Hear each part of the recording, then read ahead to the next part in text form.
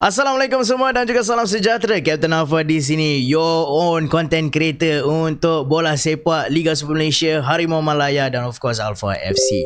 So hari ini kita akan bincangkan tentang topik kita di mana saya dah letak di situ bahawa saya dah bosan layan Liga Super Malaysia. Okey, tapi sebelum tu saya nak bagi tahu, sebelum ni seperti anda lihat saya suka melakukan konten Liga Super Malaysia dan juga menggunakan skuad Harimau Malaya beraksi di pentas Piala Asia dan juga pentas Piala Dunia.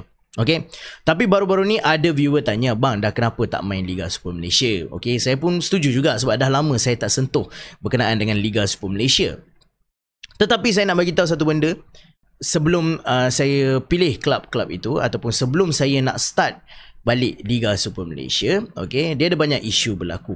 Pertama sekali isu dengan patch, kerana pemilik patch yang lama dah pun tak tahu hilang mana, so saya kena dapatkan patch baru. Okay, so ada banyak masalah dan sedang memperbaiki. Tapi pada waktu yang sama juga saya rasa bosan bila saya nak pilih klub Liga Super Malaysia. Okay, kenapa? Sebab dalam game yes kita bawa macam-macam, tapi tengok pada realiti saya rasa macam sedih.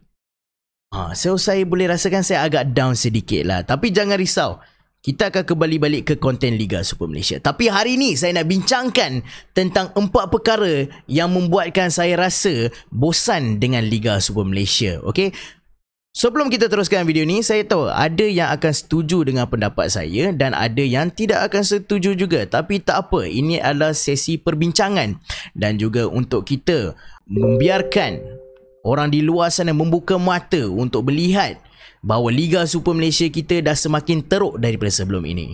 Okey, ikutkan daripada 4 perkara yang kita nak bincang, kita pergi yang pertama sekali. Pertama sekali adalah berkenaan dengan gameplay. Gameplay bola sepak ini memang penting sebab zaman moden ni kita tengok banyak-banyak benda dah berubah. Sedangkan dulu striker berjersey nombor 9 akan sering menjadi player yang menjaringkan gol. Tapi zaman sekarang striker susah nak menjaringkan gol sebab mereka dah mengubah segala struktur dan juga gameplay bola sepak.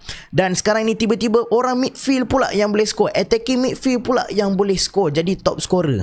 Bayangkan, bola sepak dah berubah begitu moden sekali. Sedangkan kita punya Liga Super Malaysia, serius weh aku cakap, passing teruk. Okay, dalam satu match tu aku rasa macam player tu tak tahu nak buat apa.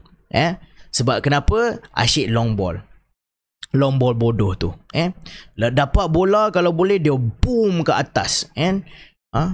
Dalam padang tu ada atas padang tu ada 11 orang. Yang aktif hanya 4. Maksudnya yang pegang bola saja. Yang lain buat apa tak tahu. Kejar, dapat bola, lepas tu bagi orang clear. Macam NPC lah sedangkan. Okay, so saya nak bagi tahu di sini, di gameplay ni agak penting kerana kita dah kena ingat ya bahawa sekarang ni, zaman ni, defender pun dah boleh kawal bola, dah boleh buat skill dribble orang sampai ke atas. Maksudnya dia punya kawalan bola tu bagus. Okay, dengan taktik Inter Milan kalau anda tengok baru-baru ni, defender boleh naik ke atas, midfield pula turun jadi defender. Dia punya rombakan tu begitu unik sekali. Tapi kalau Liga Super Malaysia, defender duk defender, midfield duk midfield, yang wing dengan left back saja overlap, striker pun duk atas saja. Dia tak ada struktur, dia benda yang sama. Zaman purba punya taktik, bukan modern football. Tapi kalau anda lihat player satu lagi di bahagian gameplay, player ni cepat pancit. Tak sampai 70 minit dah. Lepas tu muka seolah-olah macam main 180 minit tu. Dia tak dia baring. Kaki krem lah tu lah. Liga Super Malaysia ni dia sepatutnya liga profesional, bukan liga amateur. Tapi saya tak faham daripada fizikal pemain-pemain dekat sini, kebanyakannya, saya bukan cakap semua, saya kebanyakan. Banyakkan dengan semua sama ke? Okay, tak ada. Saya hanya tuju kepada pasukan-pasukan yang tak dapat untuk naik gameplay lah. Okay, bagi nak untuk gameplay, kalau anda dah lihat yang paling padu pun di Liga Super Malaysia adalah pasukan JDT.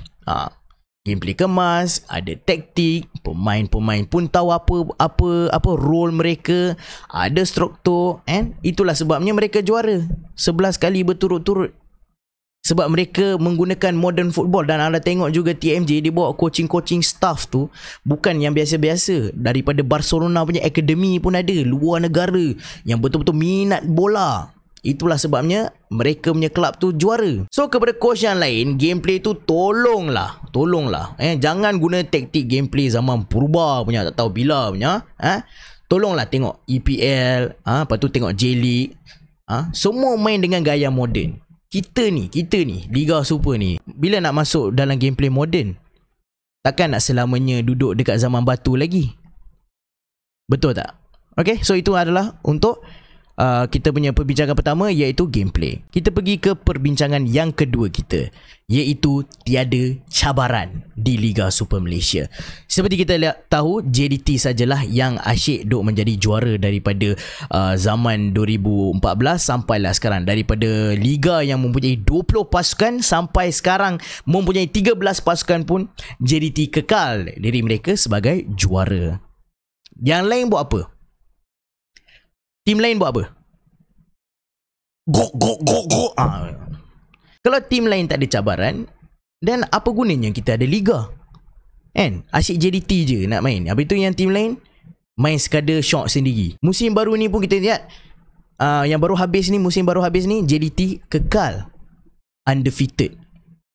Kalau kat luar negara dia orang panggil invincible. Dia orang dah invincible banyak kali dah. Tapi tim lain invincible, tapi bukan invincible sebabkan takkan kalah. Invincible sebab hilang daripada Liga Super Malaysia. Alright, so kita perlukan rivalry dan perlukan kejutan. Okay, seperti kita tengok dalam EPL, tim bawahan pun boleh kalahkan tim atas. Macam tu kita nak what a game lah. Apalah tim padu ni pun boleh kalah. Kita nak macam tu. Kita nak vibe bola sepak, bukannya vibe video game. Alright. So soalannya, kalau semua ni tak berubah, macam mana nak tarik penonton, kan? Kalau semua boleh diagak daripada awal lagi. Contoh macam sekarang, Liga baru nak mula, kita dah boleh kata dah, kita boleh agak dah JDT nombor 1. Yang soalannya kita nak tahu siapa yang akan duduk paling bawah sekali. Itu saja. Sebab banyak tim yang boleh duduk dekat bawah, tapi hanya satu tim saja boleh duduk kat atas.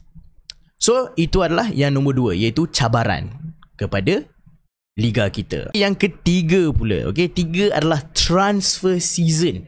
Transfer season mungkin bagi pihak lain tak rasa begitu serius, tapi bagi saya ia memang serius. Sebab dalam bola sepak, transfer season ni ia sangat penting kerana ia akan membawa perubahan kepada kelab, bukannya kejatuhan kelab tersebut. Sebab kat luar negara kalau kita tengok, bila ada musim perpindahan, kita semua seronok, teruja untuk melihat siapa pemain baru akan masuk, siapa pemain muda daripada akademi akan dinaik pangkat ke kelab tersebut. Player yang datang ke kelab pun ada reputasi dia, and player daripada akademi pun akan membawa kejutan kepada kelab yang mereka bermain tu.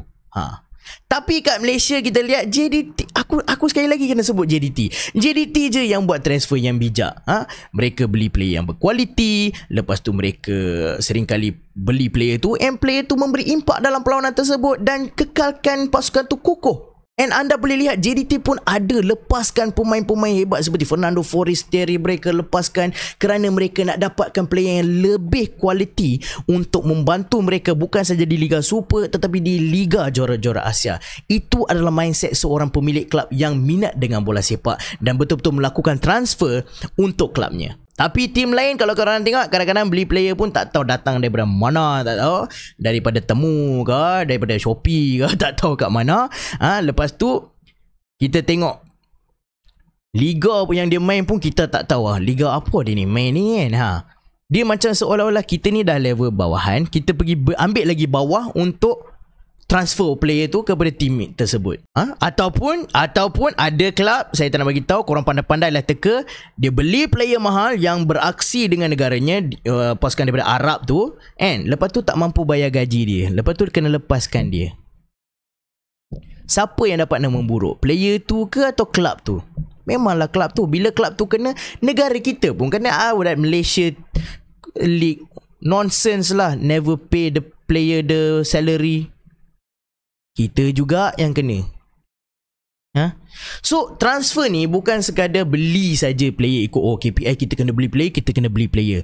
Tapi strategi untuk kuatkan pasukan tersebut. Jika awak tengok sekarang ni saya rasa pemain muda ni masih lagi 17 tahun and saya rasa dia tak boleh main selama 90 minit dekat padang. So kita perlukan seorang pemain yang berkualiti untuk bermain di situ. So ikut bajet, transfer secara betul-betul. Jangan main ikut dan player ni mahal kita ambil sajalah, janji kita ada duit, tak fikir pula nak bayar gaji player kan. Transfer ni kena guna otak lah. Okay, kena guna otak. Tapi kalau tak ada plan, lepas tu scout pula. Scouting pun jangan cakap lah. Aku tak tahu macam mana diorang pergi scout.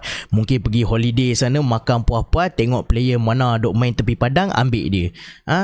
So scout pun apa benda, kadang-kadang ada yang tak ada scout, lepas tu tak ada bajet. So buat apa beli player kalau tak ada apa-apa objektif. Okay, so itu adalah yang ketiga, iaitu transfer season. Sekarang ni yang paling penting, yang keempat, saya rasa yang main peranan akar umbi untuk topik kita pada hari ini adalah pengurusan. Okay, so pengurusan kelab yang teruk. Yang ni saya boleh katakan, okay, sekali lagi saya nak bawa tim JDT masuk ke dalam topik ini kerana kita tak boleh nafikan bahawa TMJ adalah seorang yang minat dengan bola sepak. Awak tengok kalau dia masa dia mengendali atau dia mengambil kelab Johor, dia mengubah segalanya. Pertama, dia fokus pada menang. So bila menang kita akan dapat duit. Bila dapat duit tu, dia tak terus hilangkan diri. Dia menggunakan duit tu untuk membangunkan fasiliti-fasiliti yang bertaraf dunia. Stadium pun daripada satu stadium yang biasa sekarang dah jadi stadium world class, siap boleh jadi host untuk perlawanan-perlawanan antarabangsa. Maksudnya jika Malaysia nak lawan, daripada main kat Bukit Jalil je, stadium SSI pun boleh jadi tempat untuk beraksi. Cumanya jauh lah sebab Johor dekat sana. So kita semua tak boleh datang lah. Kalau yang duduk dekat Perak ke Kedah kan, jauh juga kan. So itu yang saya maksudkan dengan pengurusan yang bagus. Result pun padu. Sebagai pengurusan. Tapi kelab lain,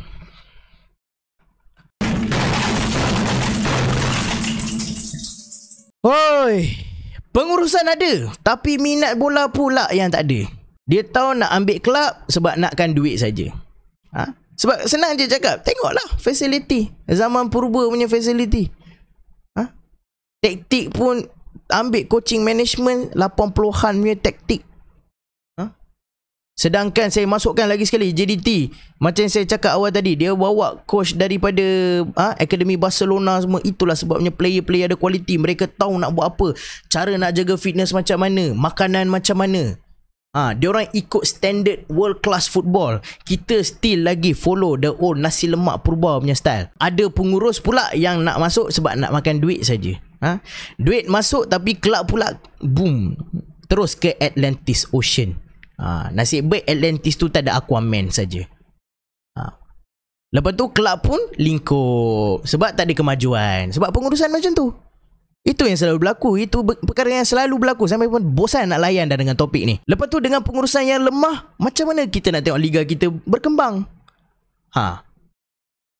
Takkan ada perkembangan jika pengurusan terus fikir nak duit saja, and pengurusan ni tak minat bola. Sebab dia minat duit saja, dia tak fikir pun kalau bola kita kena ada player yang ada aset. So bila kita boleh jual player ni, kita dapat lagi income. Nampak tak? Itu satu contoh. Saya ada banyak lagi contoh. So bila dah macam ni, pengurusan kaki rampas duit lah, kaki makan duit lah, and minat dengan bola pun tak ada. So player pun down lah, sebab satu tak dapat gaji, and lepas tu ingat diorang ni kena bayar bil semua. Guna apa? Guna daun dekat tepi jalan tu. Kutip daun, cik saya bayar bil saya. Diorang pun perlukan duit. Natang. Kadang-kadang natang aku. So player punya mood pun akan down. So mereka nak main dekat atas padang pun memang tak syok lah kan. Walaupun diorang minat bola, tetapi mereka tak dapat pengeras, down moral. Oh my days. Lepas tu bukan saja player yang down. Lepas player dah down, kita pun down. Peminat duk fikir dia ni main apa kan. Kita duk salahkan dia, padahal dia pemain tu tak dapat gaji sebabkan pengurusan macam mother father green. Aku dah senang. Geram aku So itu adalah yang membuatkan Liga Super kita tak boleh kembang, and membuatkan orang seperti saya rasa macam bosan dah nak layan Liga Super ni. Lebih baik kita tunggu JDT main, kita buka saja TV bila JDT main. JDT menang 4-0, 9-0, let's go. Itu je. Alright, so itulah pembincangan saya tentang kenapa saya rasa Liga Super Malaysia dah pun bosan untuk dilayan. Okay, so itu adalah 4 perkara yang saya nak terangkan pada anda semua. So itulah geng, 4 perkara yang membuatkan saya rasa Liga Super kita rasa bosan. Okay, nak bagi tahu bukan sebab saya benci, tapi sebab saya sayang. Sebab orang yang tegur ni, dia suka, dia sayang, dia cinta. Itulah sebab dia tegur. Kalau orang tak tegur, dia tak nak tegur.